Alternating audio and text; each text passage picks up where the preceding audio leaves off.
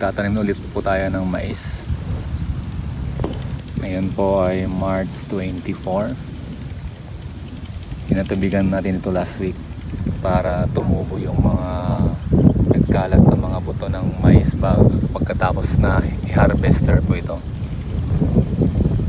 Ang plano ko noon ganito na tatamnan, kaya lang medyo nung pinatubigan natin ito mahirap patubigan, kaya inubuti kong patubuin muna yung mais na mga nagkalat na buto dito, tapos aktin itong pinararo. Hello! Welcome to Tech Pop-Up, the Smart Learner channel. We educate intelligent farmers and provide effective solutions to your problems. Gumagamit po ba kayo ng maraming inorganic fertilizer? Acidic din po ba ang inyong lupain? Mabagal bang lumaki ang inyong mga halaman? Panahon na po para pagandahin at pababain yung paggamit ng inorganic fertilizer. Kayo po na nag-o-organic, pwede po ninyong gamitin ito. Kayo po na natatakot sa mga insecticide, natatakot sa mga iba't iba pang mga chemical na inilalagay sa halaman, pwede po sa inyo ito. Tayo po ay gumagamit ng probiotics o itong lactobacillus lactic acid. Ito po ay nagpapaganda o binabalik niya yung ganda ng lupa.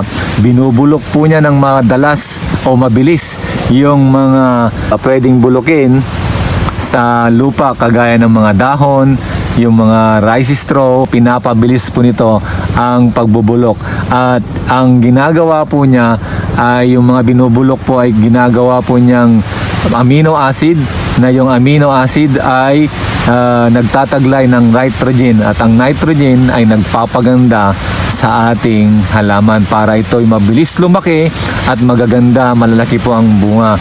So subukan po ninyo itong ating probiotics, itong ating 3K fertilizer, at para gumanda ang inyong halaman at maibalik yung dating matabang lupa. Salukuyan pong inaararo yung ating tatamnan ng mais ngayon. Susubukan ulit natin kung tamnan itong kalahating hektarya para ma-try po kung ano yung kaibahan nung pagtatanim nung una, nung nagtanim tayo nung November, inahanin natin ngayong March, tapos tatanim ulit tayo ngayong March, expected na anin ito sa July para makapagtanim tayo ng palay. Salapuyan po tayong nagpapararo.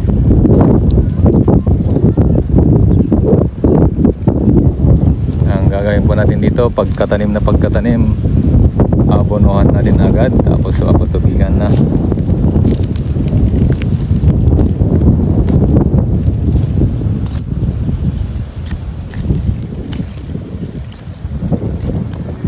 Marami pa yung mga nagkalat na buto,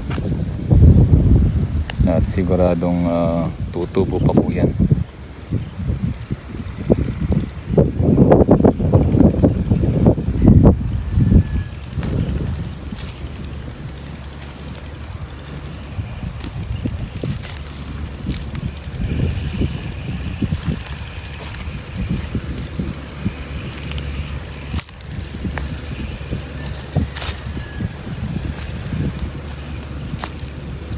Ito yung disadvantage kapag hindi natin pinapitas, pinaharvester. Maraming mga magkalat na buto dito.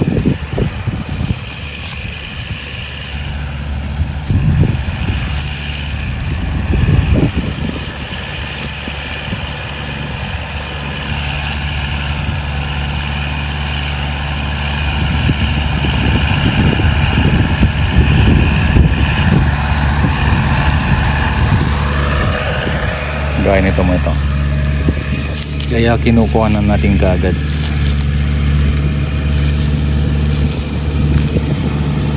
Marami pa rin pa naiwan.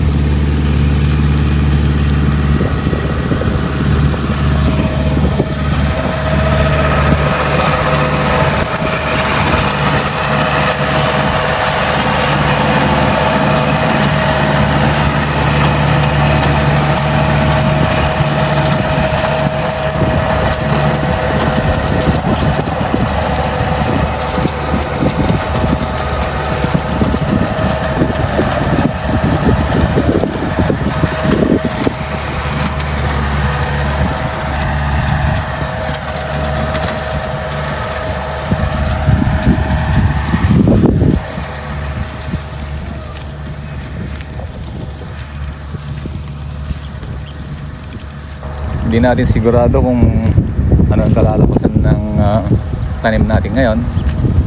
Kaya lang kung hindi natin susubukan, kung hindi tayo magtry, kaya ang hirap namang maghintay na walang hinihintay. Kaya minabuti ko ang magtanim muna tayo.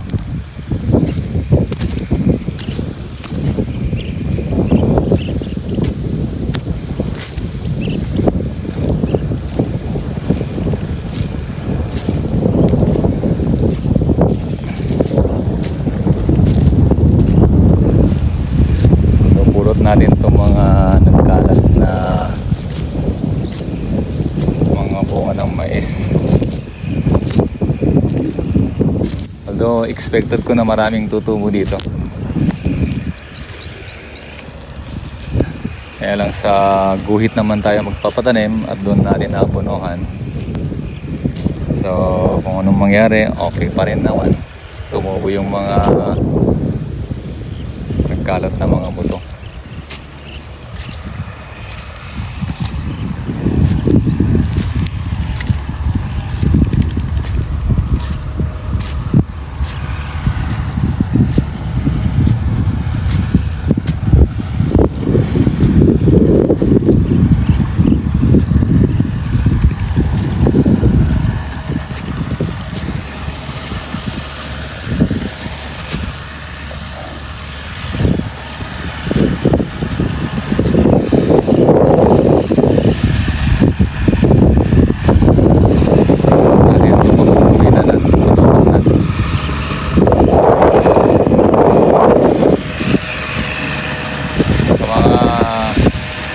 Matuto, gustong malaman kung paano magtanim ng mais, ito pong ating channel ay pinapakita at itinuturo tamang pamamaraan, update na mga procedure kung paano magtanim ng mais. At kung gusto nyo subukan yung ating mga ginagamit, available po sa ating store yung mga ginagamit nating foliar fertilizer, kagaya ng Power Grower, Heavyweight Tandem, yung 3K fertilizer na siyang nagpapaganda nitong ating lupa, yung chelated calcium kailangan natin ngayon kasi napakaraming talakitik, at para maging maganda yung dahon ng mais, hindi maubos ng uod kung merong uod man. Pero ang ilalagay natin dito yung BIP 6410. Hindi ako maglalagay ng 82 ito ngayon kasi maraming uod. Siguradong atakihin ng uod ito pagkuan. Yung 82 yung ilalagay natin.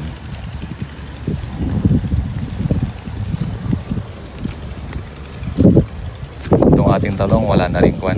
Hindi na tinatablan to ng uod. Para all halos good na yung mga nandito.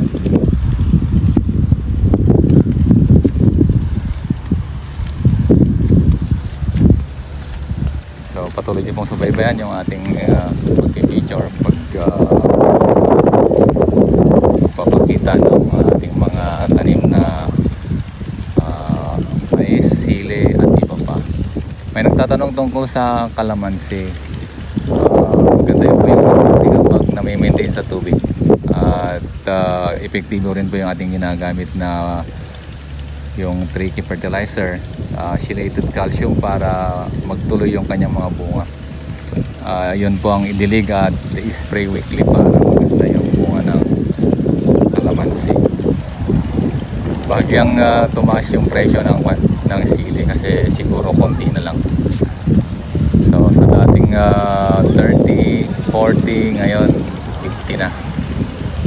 So yung mga may tanim dyan ng sili, pagandahin po ninyo kagaya ng ating ginagawa. Mag-aabono po tayo ngayon.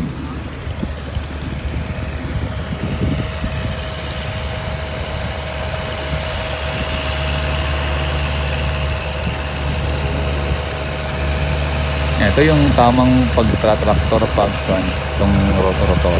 Hindi siya malalim po yan, saka hindi siya matulin para maganda yung isang pasada lang po yan. Tingnan nyo ang ganda ng kanyang tinira kasi hindi siya matulin. So yun po yung tamang speed ng traktor kapag kayo yung paparalan.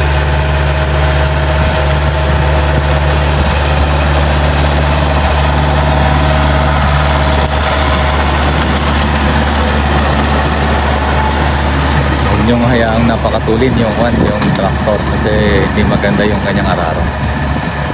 Yung speed na yan, tingnan nyo, ganda ng kanyang araro. Oh. So hindi ko na ito papadoble, ganyan na po yan. Napaka-pino dahil masapa yung lupa. So tuloy lang po sa panonood sa ating mga video para kayo matuto, lalong dumami ang inyong kalaman.